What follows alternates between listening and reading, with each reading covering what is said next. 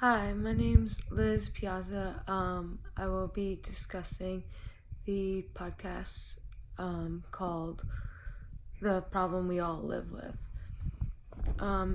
After listening to these podcasts, I thought of a few things. One that really stood out to me in the beginning of part one of the first podcast was that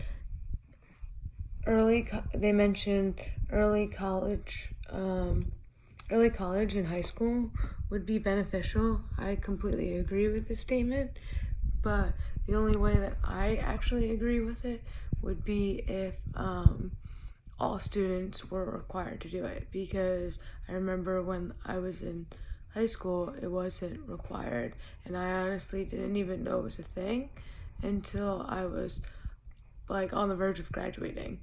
I feel like teachers and administrators and anyone that works with schools tend to discuss and talk about school issues and things that should be done, but like the podcast mentioned, it doesn't actually do anything because they don't keep up with it or talk to each student. Sometimes things are only mentioned to certain students and not every student, and some students and parents hear about it and others don't, so sometimes it's just not equal with every student,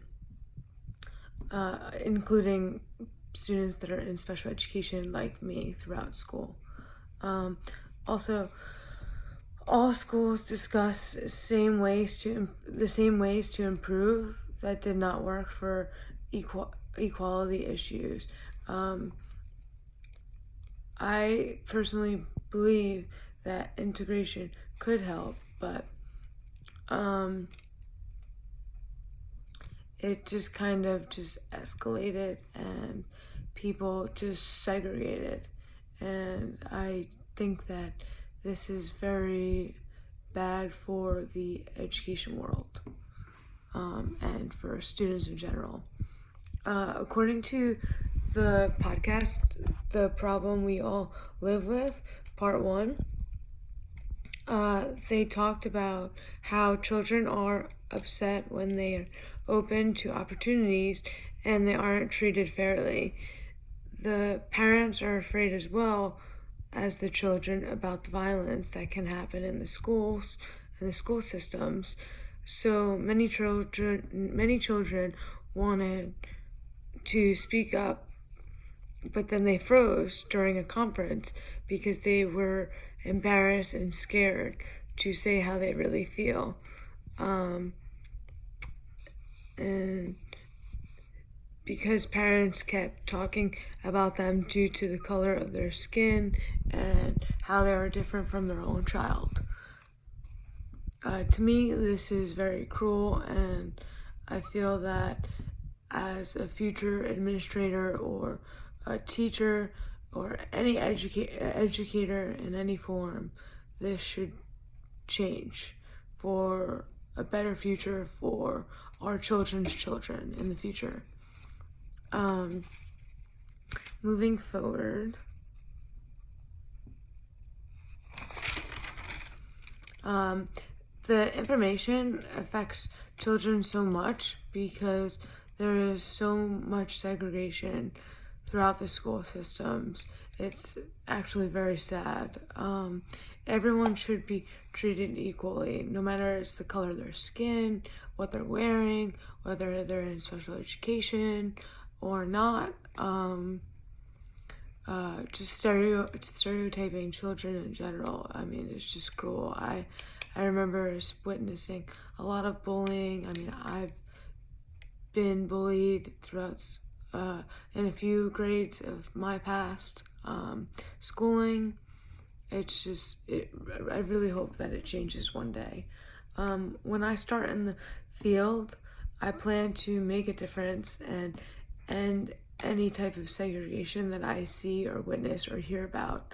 I also plan to help to make equal rights and welcome every new student, no matter the color of their skin or anything, and I plan to omit any type of segregation. This topic is very important to me, and it should be for everybody else. It is a concern beyond something that should be handled in an educational setting, because it is about the students, not the parents. That to me is a very important statement. Education is important, and children deserve to learn and feel welcomed and not have any type of fear.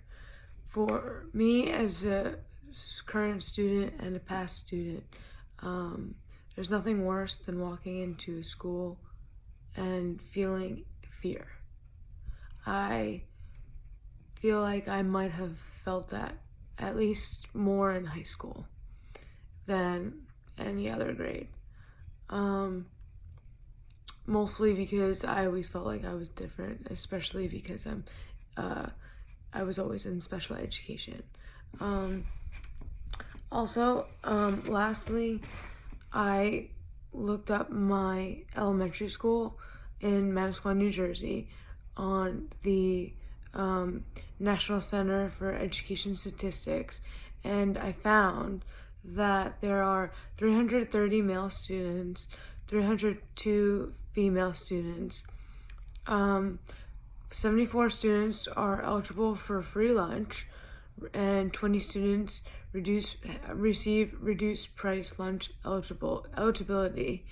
And there have been 2 students that have been American Indian or Alaskan natives, 9 Asian students, 6 Black students, 74 Hispanic students, 0 Native Hawaiian Pacific Islander students, 541 white students. And to me, this, I hope, changes in the future. Also because a 14-year-old girl that I know that I used to babysit, she is Black, and she was adopted from Ethiopia. She's the nicest kid I've ever met. So smart, so intelligent, very mature for her age. And she doesn't have many friends because she's Black and goes to this school, Manasquan Elementary School.